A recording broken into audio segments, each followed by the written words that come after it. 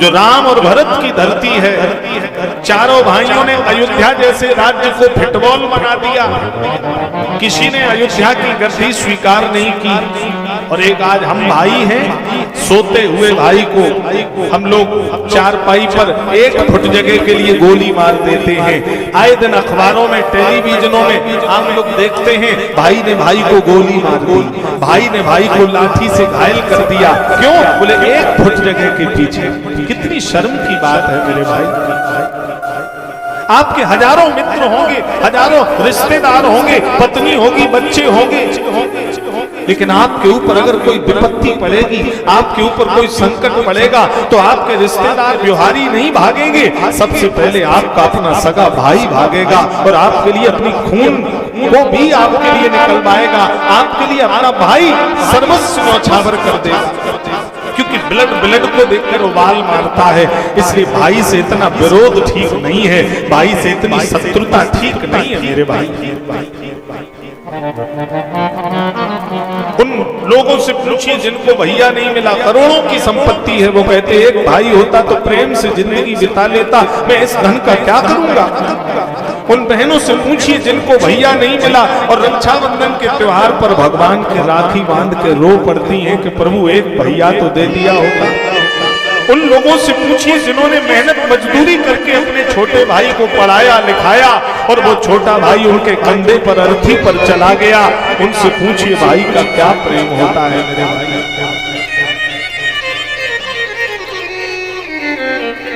कितनी शर्म की बात है, एक माँ बाप से पैदा, एक आंगन में 20 साल रहने वाले, एक चारपाई पे 20 साल बिताने वाले, एक थाली में भोजन करने वाले, मैं कट शब्द बोल रहा हूँ, और पत्नी पराए घर से आई, 2 साल नहीं हुई, सगे भाई जो 20 साल से रह रहे थे, दोनों में दरारें पैदा हो गई, घर में दीवारें लग गई, छोड़ो दिलों में दीवारें लग गई। कितनी शर्म की बात है।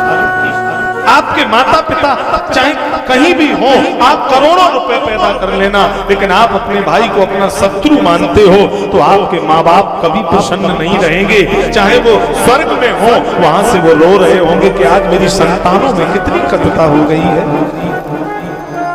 आपका बड़ा भाई बेईमानी कर सकता है, मैं मानता हूं, आपका छोटा भाई बेईमानी कर सकता है, मैं मानता हूं, लेकिन आपसे मैं आग्रह कर रहा हूं, हाथ जोड़कर निवेदन कर रहा हूं, आप अपने भाई से गोली मत चलाना, लाठी मत चलाना।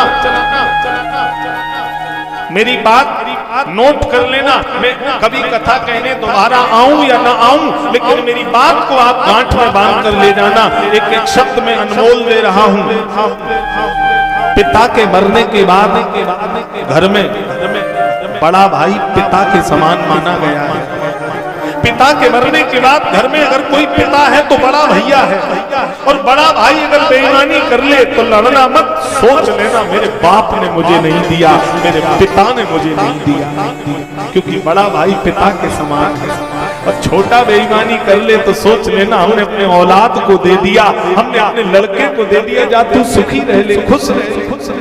मैंने कई ऐसे भाई देखे जो भाइयों ने खेती भी ले ली, बर्तन भी ले लिए शादी विवाह के, लेकिन भैया लड़े नहीं, किराए पे रहे, मजदूरी की, और उनके लड़के पढ़ लिख कर इंजीनियर डॉक्टर बन गए। और जिन भाइयों ने बेईमानी की भाइयों की, उनके लड़के शराब पीकर गलियों में पड़े हैं। यही का यही भगवान दे देगा, कहीं जाने की जरूरत नहीं है।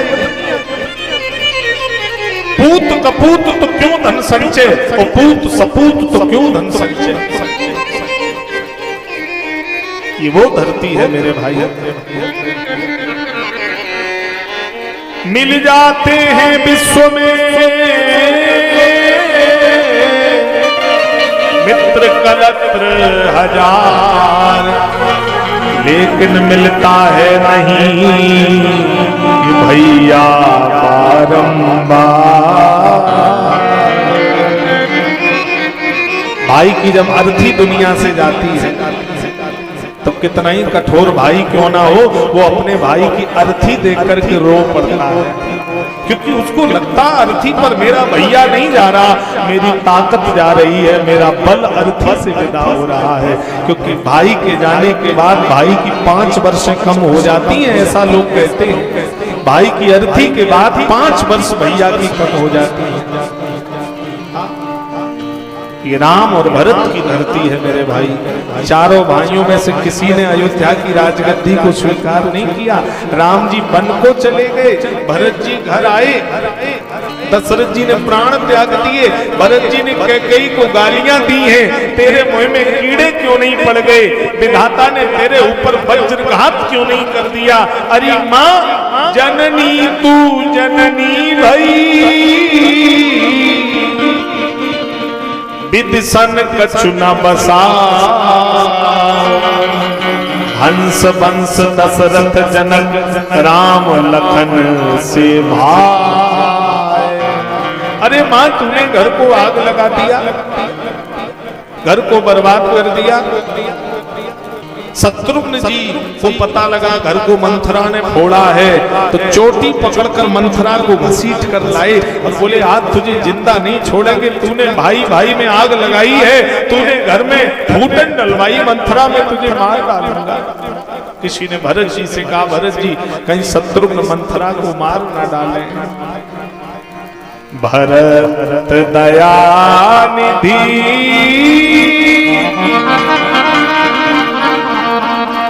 दीन छिड़ाई,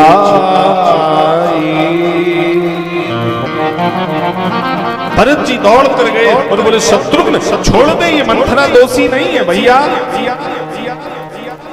शत्रुघ्न कांपने लगे, भैया मंथरा दोषी नहीं तो क्या माँ कैकेयी दोषी है? क्योंकि राम और शत्रुघ्न कैकेयी को बहुत प्रेम करते हैं। तो भरत ने गले लगाकर कहा शत्रुघ्न तेरी माँ कैकेयी भी दोषी नहीं, मैं अभी मिलकर आया हूँ, मंथरा भी दोषी नहीं है, कैकेयी भी दोषी नहीं है। तो शत्रुघ्न ने धनुष बाण उठाया, भैया एक बार नाम ले दो, जिसने अयोध्या उजाड़ी मैं उसे पाताल में भी नहीं छोड़ूंगा। भरत जी घुटनों के भर बैठ गए और रोने लगे। शत्रुघ्न धनुष बाण उठा ले, सबसे बड़ा अपराधी ये भरत तेरे सामने बैठा है, क्योंकि अगर भरत का जन्म ना हुआ होता तो राम को कभी वन न दिया गया होता। भैया सबसे बड़ा अपराधी मैं। शत्रुघ्न चरणों में गिर पड़े, भैया वो ना भगवान भरत समभाई। शत्रुघ्न ने कहा भैया भरत जैसा भाई ना भूतो ना भविष्य। गुरुजी आए, गुरुजी बोले तात भरत तुम सब विद साधु, तुम सब प्रकार से साधु हो। भरत अब जो हुआ सो हुआ बेटा, अब तुम्हें अयोध्या की गद्दी पे बैठना पड़ेगा। देखो तुम्हारा बड़ा भाई कर्म के बंधन में बन को चला गया, अब तुमको अवध की गद्दी पर बैठना पड़ेगा। भरत रोने लगे, बोले गुरुजी मैं अवध की गद्दी पर नहीं बैठूंगा। क्यों क्यों? भरत जी ने कहा गुरुजी अगर मुझे अवध की गद्दी पर आपने जबरदस्ती बैठाया मैं बैठूंगा नहीं, अगर जबरदस्ती बैठाया तो मुझे बैठना पड़ेगा, और गुरुजी मुझे जबरदस्ती अवध की गद्दी पे बैठाओगे तो ये धरती मैया रसातल में चली जाएगी। गुरुजी रोने लगे, बोले भरत धरती रावण कुंभकर्ण के अनाचार को सहती रही, तब रसातल को नहीं गई, और भरत जैसे सन्यासी के बैठने से रसातल में चली जाएगी। भरत ने कहा गुरुदेव धरती मां जानती है रावण कुंभकर्ण दुराचारी है, लेकिन दुराचारियों का काम जिस दिन राम का भैया करने लगेगा तो गुरुजी ये धरती भरोसा किस पे करेगी। मोहे बरियान राज देव जबई रसा रसा तल जाइए तमई। और चारों भाइयों ने अयोध्या के राज्य को स्वीकार नहीं किया। इसलिए मैं निवेदन करता हूं, आज भाई भाई में शत्रुता देखने को मिलती, मन में कष्ट होता है। और बड़े भाग्यशाली हैं जिनको पत्नी धर्म पत्नी मिल जाए। आपको मालूम पत्नी की व्याख्या क्या है? पतनात् पातत इत पत्नी। पत्नी का शुद्ध शब्द है जो पति को पतन होने से बचा ले, पति को गलत रास्ते पर जाने से बचा ले, वो सच्ची पत्नी है। और पति अगर गलत रास्ते पर चला गया और पत्नी रोक नहीं पाई तो वो पत्नी नहीं है। अगर कभी धर्म पत्नी की व्याख्या आप सुने क्या होती है? अगर कभी दो भाइयों में झगड़ा हो जाए और छोटा भाई कहे भैया हम तुम्हारे साथ नहीं रहेंगे, बहुत दिन हो गए, हमें अलग रहना है, तो पत्नी रोए गिड़गिड़ाए और पति के हाथ जोड़े कहे कि देखो हम अलग नहीं होंगे, 10-50 साल की उम्र है, पता नहीं कौन पहले चला जाए, तो मैं मेरी कसम है हम लोग सब इकट्ठे ही रहेंगे, देखो हम मम्मी पापा को भैया को छोड़ के अलग नहीं जाएंगे।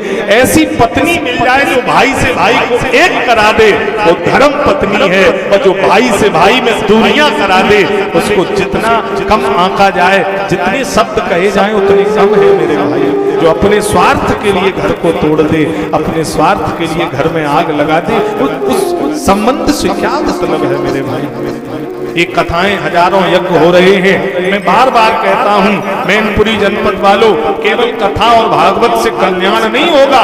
जब तक कपड़ा गंदा है तो उस पर पहले साबुन लगेगा, तब नील असर करेगी। और गंदे कपड़े पर नील चढ़ा दोगे तो धब्बे लग जाएंगे।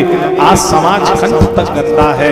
आज लड़का जो अपने भैया को नहीं मानता, जो लड़का अपने माता पिता का सम्मान नहीं करता, बताइए ये गीता भागवत रूपी नील उसके जीवन में असर करेगी क्या? हमें पहले अपने माँ बाप का सम्मान करना पड़ेगा, हमें अपने बड़े भाई का आदर, अपने से बड़ों का सम्मान करना पड़ेगा, तब ये गीता भागवत रूपी नील हमारे जीवन में असर करेगी, तब ये भागवत कल्याणकारी होगी मेरे भाई। नहीं तो हजारों कथावाचक घूम रहे हैं, हमारे जैसे तमाम कथावाचक आएंगे अपनी अपनी जेबें भर के, हम तो अपनी गाड़ी में बैठ के घर चले जाएंगे। आपके समाज में क्या हो रहा है क्या नहीं हो रहा, इससे हमें क्या लेना देना। लेकिन ये व्यासपीठ आज भी समाज का मार्गदर्शन करती है, इसलिए मैं सत्यता से आपको जोड़ रहा हूं मेरे भाई। भाई से भाई का संबंध बना रहे, भाई से भाई का प्रेम बना रहे। एक जगह गाना बज रहा था, मैंने सुना, चाहे भैया कितना बैरी हो, पर भेद छुपाना ना चाहिए। भैया से कभी बैर नहीं करना, भैया तुम्हारे ऊपर विपत्ति पड़ेगी तो तुम्हें निकाल करके ले आएगा। और चाहे पत्नी जितनी प्यारी हो, पर भेद बताना चाहिए। आज संयुक्त परिवार देखने को नहीं मिलते हैं। पुराने जमाने में संयुक्त परिवार होते थे, आज संयुक्त परिवार दिखाई नहीं देते हैं। क्यों? स्वार्थी लोग हो गए हैं, चालाक लोग घर में आ गए हैं, बंधे घर टूट गए हैं, घर कहीं बंधे नहीं दिखाई दे रहे हैं। संयुक्त परिवार के लिए बहुत तपस्या करनी पड़ती है, संयुक्त परिवार के लिए बहुत त्याग करना पड़ता है मेरे भाई। एक जगह की मुझे बात स्मरण आ गई, मेरी कथा चल रही थी, ग्वालियर के पास एक गिरथान गांव है, और वहां मैं अपने गुरुदेव भगवान के साथ में था। तो कथा लेबर कमिश्नर थे, वो लेबर कमिश्नर वो कथा करा रहे थे। इतनी बड़ी पोस्ट पर लेबर कमिश्नर कथा करा रहा, और पूरे पंडाल के चारों तरफ पुलिस प्रशासन लगा हुआ। हम लोगों के लिए लाल बत्ती की गाड़ी व्यासपीठ पर छोड़ने आती थी, कमरे पर लेने जाती थी, इतनी भव्य व्यवस्था थी। और जब मैं ये भाई भाई का प्रसंग बोल रहा था, तो मैंने भाई भाई के प्रसंग को कहा, तो वो कमिश्नर साहब कथा बैठकर सुन रहे थे, और वो इतने रोए हैं कि वो बेहोश हो गए रोते रोते। कथा बंद करनी पड़ी। शाम को जब वो मेरे कमरे में आए तो रोते जाए रोते जाए, मेरे पैर पकड़े। मैंने कहा कमिश्नर साहब क्यों रो रहे हो आप, क्या बात है, आपके पास गाड़ी है, बंगला है, घर है, पैसा है, पत्नी है, बच्चे, क्यों रो रहे हो?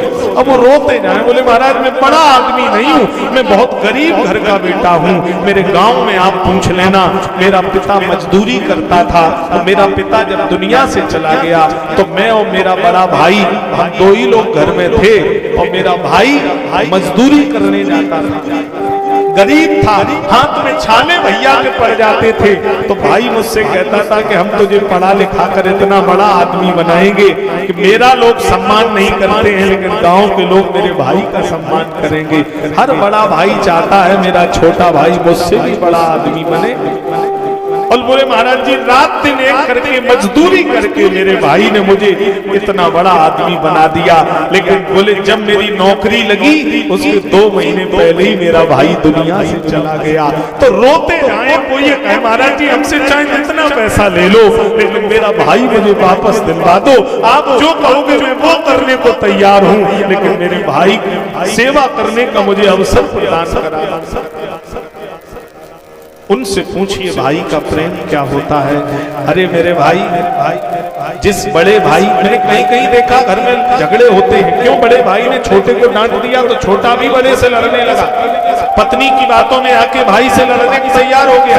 अरे आपने कभी सोचा जब आप 6 महीने के थे तो बड़ा भाई आपको पीठ पर बैठा करके घुमाता था, बड़ा भाई आपको अंगुली पकड़ करके विद्यालय ले जाता था। जिस भाई ने आपको चलना सिखाया हो वो भाई अगर आपको गाली भी दे दे तब भी आपको बुरा नहीं मानना चाहिए। जिस भाई ने आपको अपनी पीठ पे घुमाया हो वो अगर आपसे 2 शब्द कड़ुए भी बोल दे तब भी बड़े भाई की बात का कभी बुरा नहीं मानना चाहिए मेरे भाई। ये राम और भरत की धरती है।